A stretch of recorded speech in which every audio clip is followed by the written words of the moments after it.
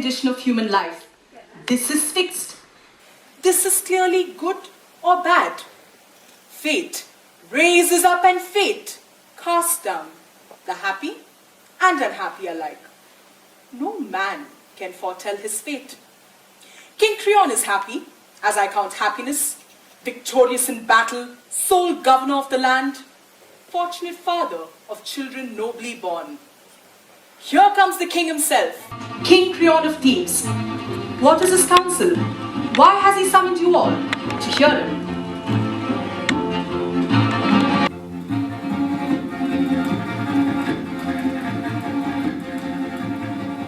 Gentlemen, I am aware that no ruler can expect complete loyalty from his subjects until he has been tested in office. Nevertheless, I say to you at the very outset that I have nothing but contempt for the kind of governor who is afraid, for whatever reason, to take the course he knows is best for the state. And as for those who set private friendship above public welfare, well, I have no use for them either. These are my principles at any rate, and therefore I have made the following decision. Eteocles, who died as a man should die, fighting for his country, shall be buried with full military honors, with all the celebration that is due when the greatest heroes die.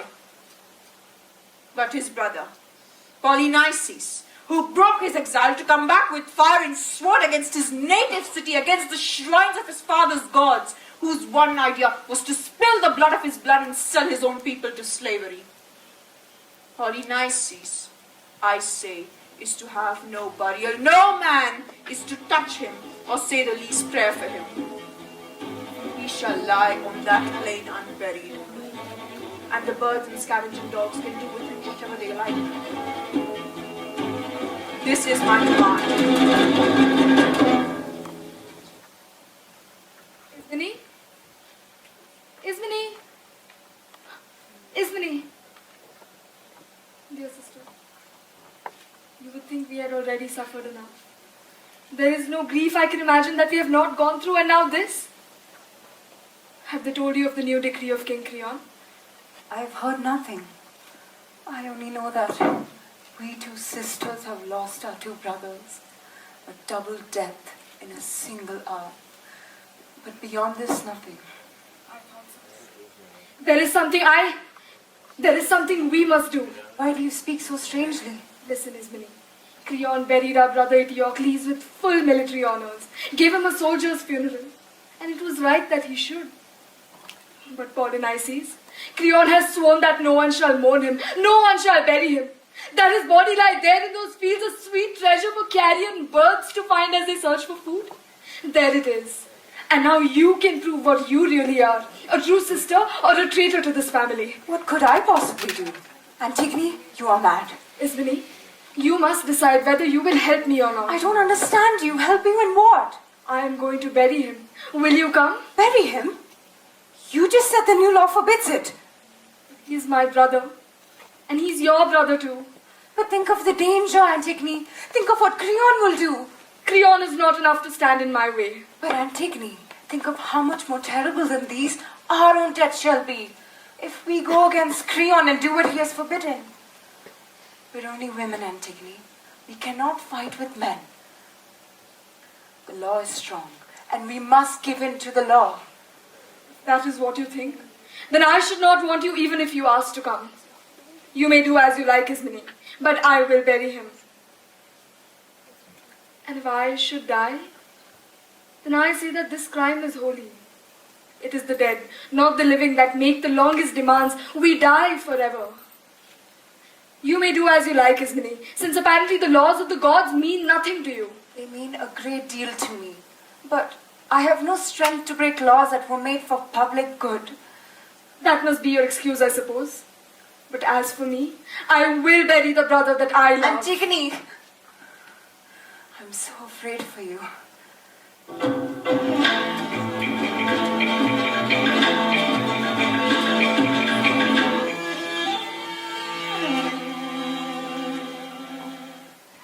I'll not say that I'm out of breath from running, King, but every time I think of what I have to tell you. I felt like going back.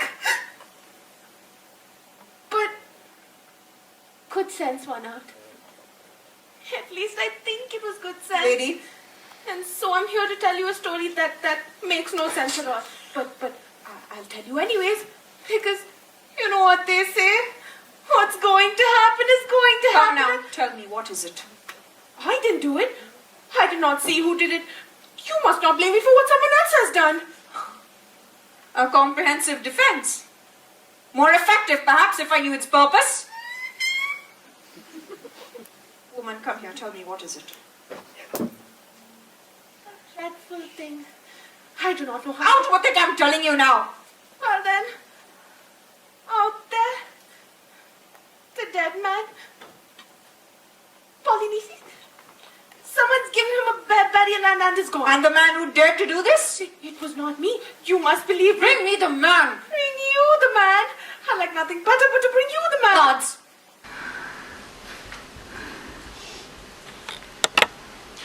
Bring him or not? At any rate, am I safe?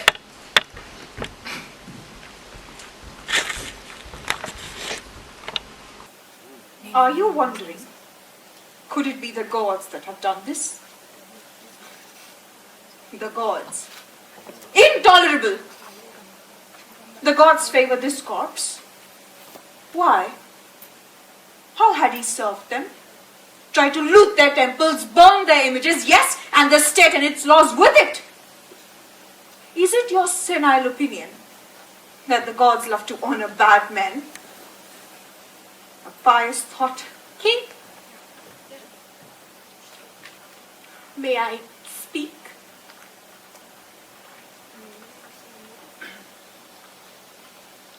Here's the woman who did it.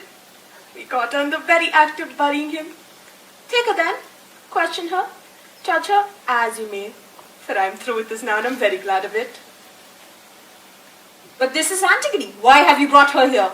She was burying him, I tell you. Is this the truth? With my own two eyes. Can I say more? Antigone. My reward? You with your head hanging low, Antigone. Do you confess this crime? I do. I deny nothing. Tell me briefly then. Had you heard my proclamation touching this matter? It was public. Could I have helped hearing it? Antigone, my niece, you wouldn't dare defy me, the law. I did. I did. Arrest this Minnie. Bring her out. Bring her out. You will find her sniffling in the house somewhere. It was not God's proclamation. The final justice that rules the world below makes no such laws. This girl is guilty of double insolence, breaking the given laws and boasting of it. Who is the man here? She or I? If this crime goes unpunished? Creon, what more do you want than my death? Oh, nothing. Your death gives me everything. Then I beg you, kill me. All this talking is a great weariness. Your words seem distasteful to me. And I'm sure mine seem so to you too.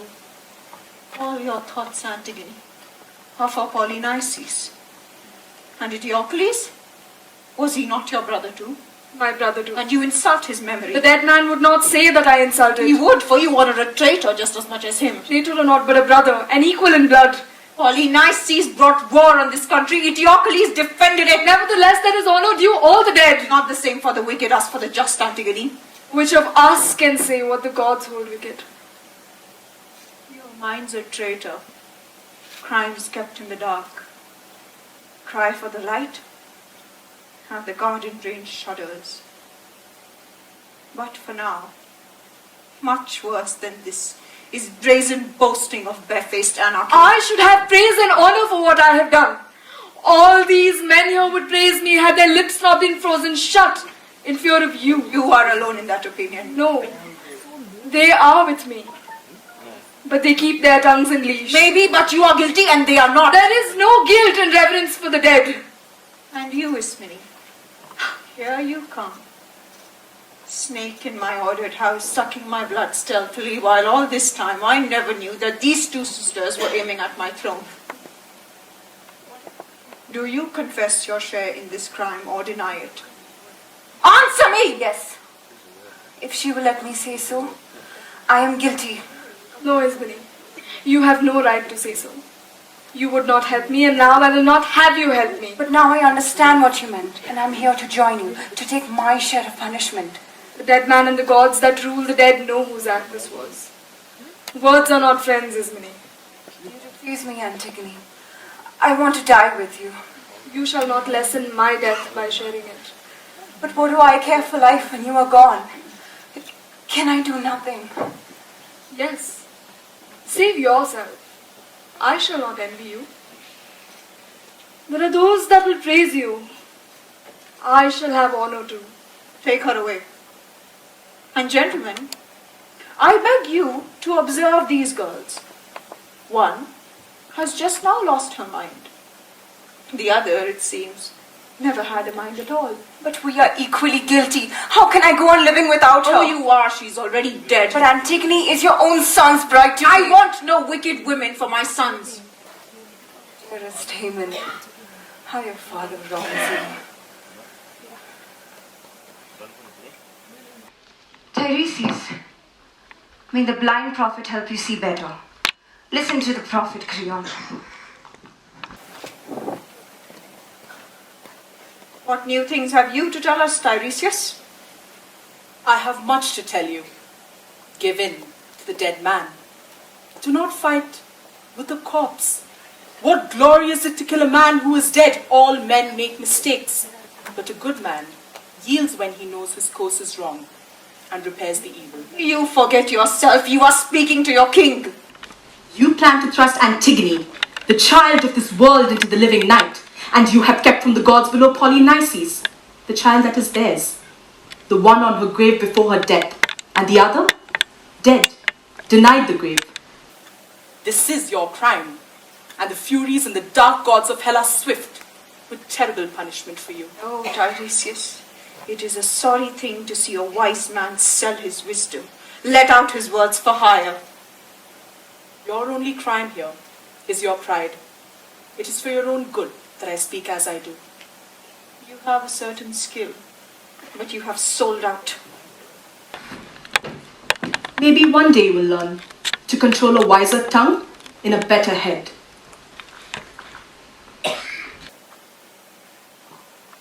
The prophet troubles me. Oh, it is hard to give him. But it is worse to risk everything for stubborn pride. Could I be wrong? Could I be wrong? Father, Son, I see you have heard my judgment on that girl. Have you now come here hating me? Or with deference and love irrespective of what I do? I am your son, Father. You are my guide. You make things clear for me and I obey you. No marriage means more to me than your continuing wisdom. Good. That is the way to behave. Subordinate everything else, my son, to your father's will. This is what a man prays for, that he may get sons attentive and dutiful in his house. So you are right not to lose your head over this woman. Your pleasure with her would soon grow cold, Haman, and then you would have a hellcat in bed and elsewhere. Let her find her husband in hell. Of all the people in this city, only she has had contempt for my law and broken it. Do you want me to show myself weak before the people? Do you want me to break my sworn word? No, and I will not. Antigone must die. Father, reason is God's crowning gift to man, and you are right to warn me against losing mine. I cannot say, I hope I shall never want to say, that you have reasoned badly. Yet, there are other men who can reason too, and their opinions might be helpful. You are not in a position to know everything, what people say or do or how they feel. Your temper terrifies them. Everyone will tell you only what you want to hear. But I, at any rate, can listen. And I've heard them whispering and muttering in the dark about this girl. They say that no woman has ever so unreasonably died so shameful a death, such a generous act. She covered her brother's body. Is this indecent? She kept him from dogs and vultures. Is this a crime? Death! She should have all the honor we can give her. This is the way they talk out there in the city. You must believe me. You consider it right for a man of my years and experience to go to school to a boy? If I am young and right, what does my age matter? My voice is the one voice giving orders in this city. City if it takes orders from one voice. The state is the king! Yes, if the state is a desert. This boy has sold out to a woman. You are that woman. My concern is only for you. So, your concern in a public brawl with your father? And how about you? In a public brawl with justice? With justice when all that I do is well within my rights. You have no right to trample on God's rights. Every word you say, my son, is for her? For you. And for me. And for the gods buried on this earth. You'll never marry her while she lives. She must die. But her death will cause another. Another? Have you lost your senses? Is this an open threat? I'm sorry you prefer silence. Oh, by God, I swear to you. Bring the girl out. Bring her here. Let her die before his eyes with her bridegroom beside her. No. Father! Father!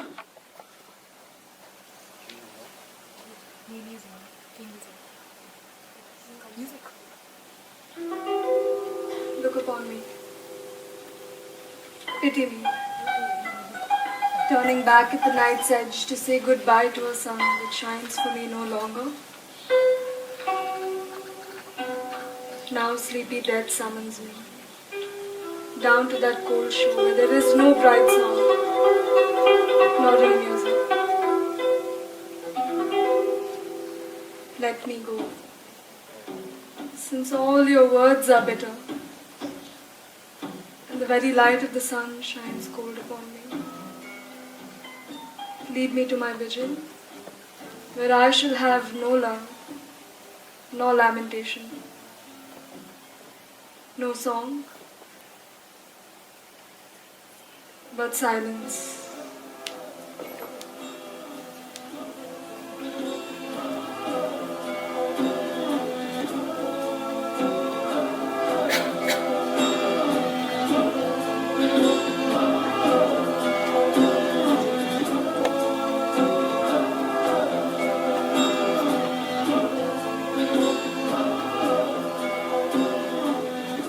I cannot say of any condition of human life, this is fixed.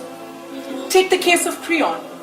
Creon was happy once, and now it is all gone from him. Here comes the king himself. Oh, look at him, bearing his own damnation in his arms. It was too late to save Antigone, and now Haman is dead, and the hand that killed him is his very own hand, driven mad by the murder his father had done. Haman, my son. Tiresias, how clearly you saw it all. Haman, my son, Haman. I was the fool, not you. And you died for me. You died for me. O port of death, deaf world, is there no pity for me? There is no happiness where there is no wisdom. No wisdom but in submission to the gods. Big words are always punished, and proud men in old age learn to be wise. My own blind heart has brought me from darkness to final darkness. Whatever my hands have touched has come to nothing. And fate has brought all my pride to a thought of dust. There is no happiness where there is no wisdom. My own blind heart has brought me from darkness to final darkness. No wisdom but in submission to the gods. Whatever my hands have touched has come to nothing. Big words are always punished, Fate has brought all my pride to a thought of dust. and proud men in old age learn to be be wise. My own blind There is heart no has brought me happiness from where there darkness is to no final wisdom. darkness. No Whatever wisdom, my hands have but in touched has submission come to the nothing. gods. Fate Big has words brought are all always my punished, pride to a thought. and proud men in old age learn to be wise.